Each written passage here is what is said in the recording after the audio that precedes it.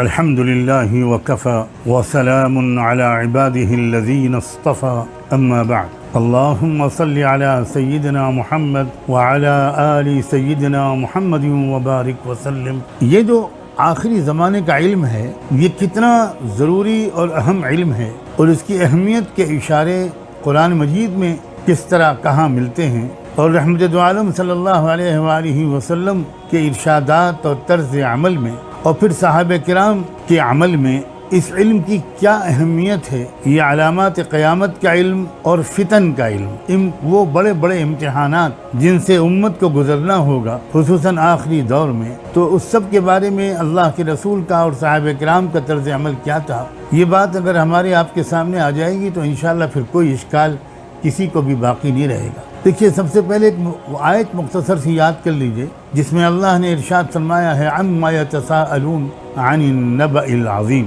ظاہر ہے کہ یہ لوگ جو کچھ پوچھتے تھے وہ قیامت کے بارے میں پوچھتے، اور اس کو قرآن مجید تعبیر کر رہا ہے کہ وہ بہت بڑی خبر ہے، اور ظاہر ہے کہ جو بڑی خبر ہے، بہت بڑا ایونٹ ہے، اس کے سائنس اور اس کی علامتیں بھی تو بہت بڑی ہوں گی، اور ضرورت ہوگی اس بات کی کہ اس چیز سے ہم واقف رہیں، چوکنا اور باخبر رہیں، تیار رہیں، اور اس کے لیے تیار رہنا اس کی علامات کو جانے بغیر ممکن نہیں ہے۔ ہاں، علامات کو جب سمجھ لیا جائے گا تو جو علامت ظاہر ہوتی جائے گی ہماری تیاری، فکر مندی فطری طور پر بڑھتی جائے گی۔ قیامت اچانک آ جائے اور اس سے پہلے کسی قسم کی کوئی علامت ظاہر نہ ہو اور ہم یہ سمجھتے رہیں کہ اب یہ زندگی اسی طرح چلتی رہے گی، یہ بہت خطرناک بات ہے۔ یہ تو اللہ تعالیٰ کی رحمت و شفقت ہے کہ اس نے آخرت کی طرف منتقل ہو جانے یا قیامت قائم ہو جانے کی علامات مقرر کر دیں اور بیان فرما دی۔ اس سے بہت آسانی ہو جائے گی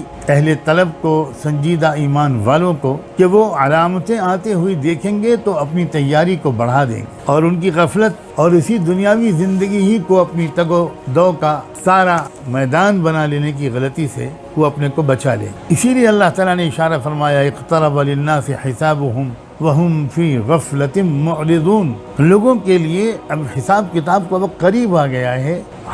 اس حال میں کہ وہ تو لوگ اپنی غفلت میں بالکل لاپرواہ پڑے ہوئے ہیں، بے پرواہ ہیں۔ پتہ چلا کہ جب کوئی شخص یہ جان لے گا اور مان لے گا کہ اب میرے حساب کا وقت قریب آ رہا ہے تو یقینی طور پر اس کی احتیاط بڑھ جائے گی اور یہی اس کے حق میں خیر ہوگا۔ اگر آپ غور کریں تو قرآن مجید میں اس طرح کی آپ کو بہت سے اشارات مل جائیں گے۔ بعض علامات تو قرآن نے بہت متعین طور پر بیان کر دی۔ ایک جگہ ارشاد ہوا ہے سورہ نساء کی آیت نمبر 159 ہے 159، جس میں ارشاد ہوا ہے وَإِن مِّنْ أَهْلِ الْكِتَابِ إِلَّا لَيُؤْمِنَنَّ بِهِ قَبْلَ مَوْتِهِ وَيَوْمَ الْقِيَامَةِ يَكُونُ عَلَيْهِمْ شَهِيدًا، کہ عیسیٰ علیہ السلام کی موت سے پہلے اہل کتاب ضرور ان پر ایمان لائیں گے، اور قیامت کے دن وہ عیسیٰ علیہ السلام ان اہل کتاب کے بارے میں گواہی دیں گے۔ کیا صاف مطلب یہ ہے کہ یہ تعلق ہے اس آیت کا اس دور سے جب عیسیٰ علیہ السلام کا دنیا میں آمد ہوگی، اترنا ہوگا، تو یہ ایک علامت ہے قیامت۔ قرآن مجید نے اس کو بیان کیا ہے۔ عیسیٰ علیہ السلام ہی کے بارے میں اللہ تعالیٰ نے سورہ زخرف میں ارشاد فرمایا ہے آیت نمبر 61، آیت نمبر 61، وَإِنَّهُ لَعِلْمٌ لِلسَّاعَةِ فلا تمترن بها واتبعوني هذا صراط مستقیم۔ وإنه لعلم للساعة، یعنی عیسیٰ علیہ السلام قیامت کی ایک بہت بڑی علامت۔ اس کے بارے میں بھی علماء نے اس کی تشریح میں یہی لکھا ہے کہ اس کا تعلق بھی عیسیٰ علیہ السلام کے آمد ثانی سے۔ پھر آپ ذرا احادیث پر تو غور تو کریں تو آپ کو اور زیادہ اطمینان ہوگا کہ یہ علم کتنا ضروری اور مفید ہے، کتنا اہم ہے۔ سب سے پہلے میں آپ کو یاد دلاتا ہوں مشہور حدیث جبرائیل۔ آپ کو یقیناً آپ سن چکے ہوں گے کہ ایک بار رحمت دو عالم صلی اللہ علیہ وآلہ وسلم اپنے ستاروں کے جھرمٹ میں بیٹھے ہوئے تھے کہ اچانک ایک اجنبی شخص آیا، شدید بیاض الثیاب شدید سواد الشعر، کپڑے بالکل سفید اور بال بالکل کالے۔ یعنی یہ علامت اس بات کی تھی کہ یہ شخص یہیں قریب سے کہیں سے اٹھ کر آیا ہے، کوئی گرد و غبار اس کے چہرے پر، کپڑوں پر نہیں تھا، لیکن کوئی بھی شخص اس کو پہچان نہیں سکا، اور یہ علامت اس بات کی تھی کہ یہ شخص تو کوئی اجنبی ہے، کہیں دور سے آیا ہے انسانی شکل میں۔ اور نئی صحابہ کو تعجب ہوا کہ وہ شخص بجائے اس کے کہ مجلس میں پیچھے بیٹھ جاتا، وہ اندر قریب آتے ہوئے اللہ کے رسول صلی اللہ علیہ وآلہ وسلم کے سامنے گھٹنے سے گھٹنے لگا کر بیٹھ گیا، دوزانو بیٹھ گیا اور کچھ سوالات کرنے شروع کیے۔ اسلام کے بارے میں پوچھا، ایمان کے بارے میں پوچھا، احسان کے بارے میں پوچھا، اور پھر آخر میں اس آنے والے شخص نے قیامت کے بارے میں، تو آپ نے بڑا خوبصورت جواب دیا، مل مسئول عنہا بأعلم من السائل، قیامت کے بارے میں جو شخص مجھ سے پوچھ رہا ہے، جو شخص پوچھ رہا ہے، جتنا وہ جانتا ہے اتنا ہی وہ بھی جانتا ہے جس سے کہ پوچھا جا رہا ہے، جس سے پوچھا جا رہا ہے وہ اس سے زیادہ نہیں جانتا جو شخص کے پوچھ رہا ہے۔ لیکن اس کے بعد اس شخص نے ایک اور سوال کیا اور کہا کہ فاخبرنی عن اماراتها، آپ کچھ علامتیں بتائیے قیامت کی۔ تب آپ نے علامتیں بتائیں۔ اس کا مطلب یہ ہوا کہ علامتوں کا علم امت کو سیکھنا لازم ہے، کیونکہ یہ حدیث جبریل کے آخر میں اللہ کے رسول صلی اللہ علیہ وآلہ وسلم نے اس شخص کے رخصت ہو جانے کے بعد صحابہ سے کہا تھا، تدری من السائل، سمجھے تم یہ پوچھنے والا شخص کون تھا؟ پورے ادب کے ساتھ صحابہ نے کہا اللہ و رسولہ اعلم۔ اس پر آپ نے فرمایا فإنہ جبریل اتاکم یعلمکم دینکم، کہ جبریل تھے یہ تم کو تمہارا دین سکھانے آئے تھے۔ اس کا مطلب یہ ہوا کہ قیامت کی علامتوں کا علم بھی دین میں سے ہے، اور دین کا علم حاصل کرنا ہم سب جانتے ہیں کہ فرض، یہاں تک کہ بعض علماء نے تو یہاں تک کہا ہے کہ ایسا لگتا ہے کہ خاص طور پر قیامت اور اس کی علامات کا علم حاصل کرنے کے بارے میں صحابہ کرام کے اندر ایک شوق، جستجو اور حوصلہ پیدا کرنا جبریل کی اس آمد کا ایک اہم مقصد تھا، کیونکہ شاید صحابہ کرام قیامت کے بارے میں علامات پوچھنے میں ذرا احتیاط کرتے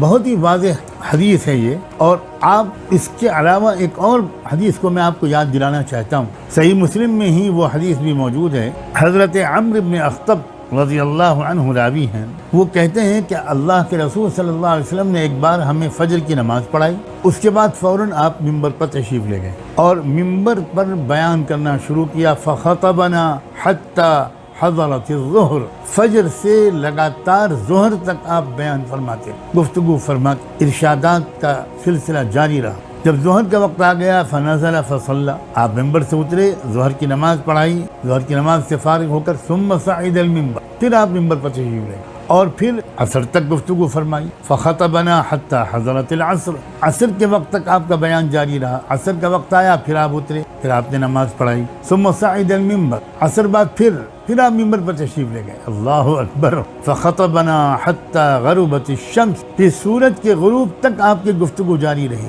فاخبرنا بما کان وبما هو کائن، اس وقت آپ نے بڑے بڑے ماضی کے واقعات بھی ہم کو بتائے اور آئندہ آنے والے بڑے بڑے واقعات و حوادث سے بھی ہمیں باخبر کی۔ یہ حدیث صحیح مسلم میں ہے اور اس کا جو نمبر ہے وہ 2891 2891 کتاب الفتن۔ سیدنا حذیفہ ہی راوی ہیں، وہ فرماتے ہیں کہ میں قسم کھا کے کہہ سکتا ہوں کہ آج سے لے کر قیامت تک آنے والے فتنوں کے بارے میں میں سب سے زیادہ اللہ کے رسول کا دیا ہوا علم رکھتا ہوں۔ ایک بار ایسا ذکر کرتے ہیں وہ کہ اللہ کے رسول فتنوں کا ذکر فرما رہے تھے، میں اس مجلس میں حاضر تھا، اور اس میں آپ نے یہ بھی فرمایا کہ 3 فتنے تو ایسے ہوں گے کہ